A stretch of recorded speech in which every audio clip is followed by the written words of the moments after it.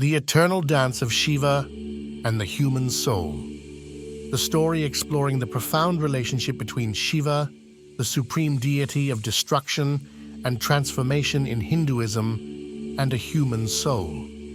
It delves into themes of spiritual growth, devotion, and the interconnectedness of the divine and the mortal.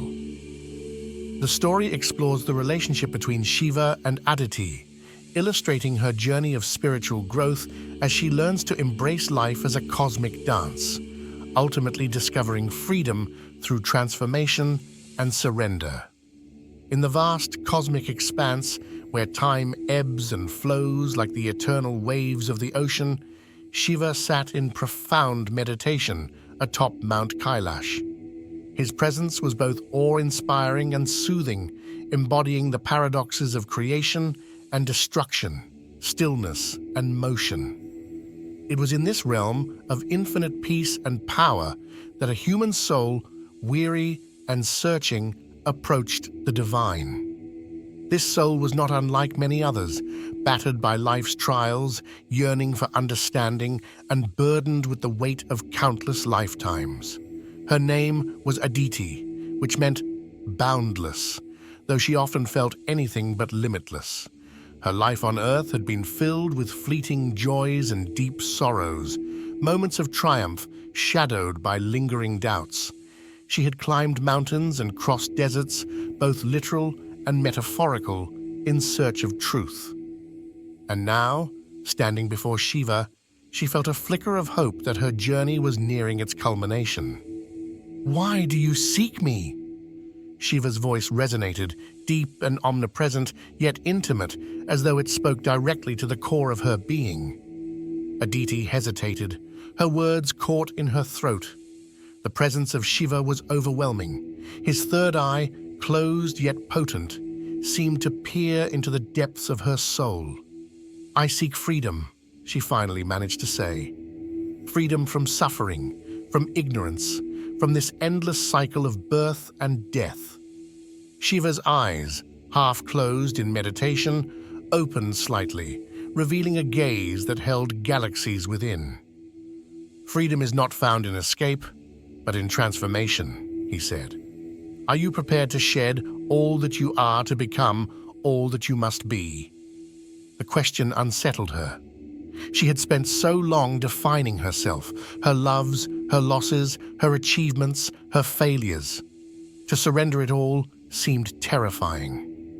Yet, in Shiva's presence, the weight of her identity felt trivial, like grains of sand slipping through her fingers. "What must I do?" she asked. Shiva rose, his movements fluid, like water flowing over stone.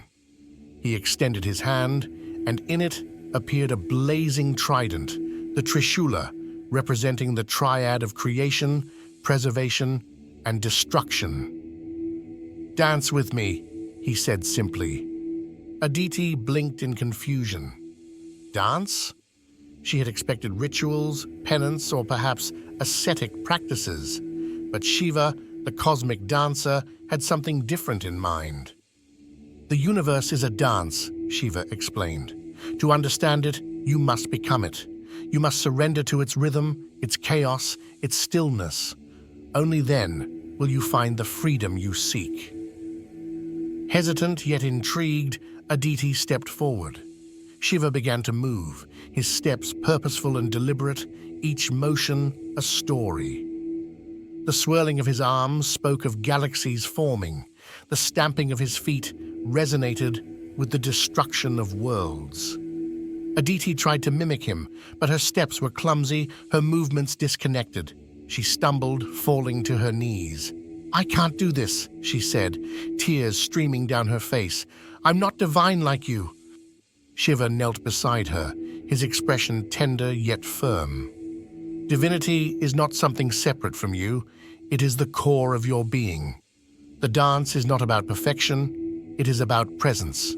Try again." Encouraged, Aditi rose. This time, she closed her eyes and listened, not just to Shiva's drumbeat, but to the rhythm within her. She began to move, her steps aligning with his. As they danced, she felt her fears and doubts melt away. Her body became light, her spirit unburdened. She was no longer Aditi, the seeker, the sufferer.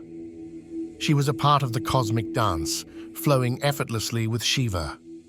The dance went on for what felt like eternity and no time at all. In those moments, Aditi experienced visions of her past lives. She understood that every experience, every choice, had led her to this moment. When the dance finally ended, Aditi collapsed, not from exhaustion, but from the sheer intensity of the experience. She looked up at Shiva, her eyes filled with wonder. "I understand now," she said. "Life is not a burden to escape, but a dance to embrace." Shiva smiled, his expression radiating both pride and serenity. "You have glimpsed the truth," he said, "but remember, understanding is just the beginning. The dance continues, and with it, so does your journey." Aditi bowed deeply, her heart overflowing with gratitude. She felt no need to ask for blessings or boons. The experience itself was the greatest gift. As she descended Mount Kailash, the world seemed different, more vibrant, more alive. She saw Shiva's presence in every leaf, every stone, every breath of wind. She realized that the dance was not confined to the sacred mountaintop, but existed everywhere, in every moment. Over the years, Aditi lived with newfound purpose. She faced challenges with grace, knowing they were part of the dance. She celebrated joys without clinging to them, aware they too would pass. And when her time came to leave her mortal body, she did so with a smile, ready to rejoin the eternal rhythm. Back on Mount Kailash, Shiva continued his cosmic dance, his movements weaving the fabric of existence. And though Aditi's soul had moved on, a part of her remained, dancing eternally with the divine, a testament to the inseparable bond between Shiva and the human soul. This tale illustrates the profound relationship between Shiva and a human soul, a journey of surrender, transformation, and unity. It reminds us that the divine is not separate from us, but an integral part of our existence, guiding us to embrace life's dance with courage and grace.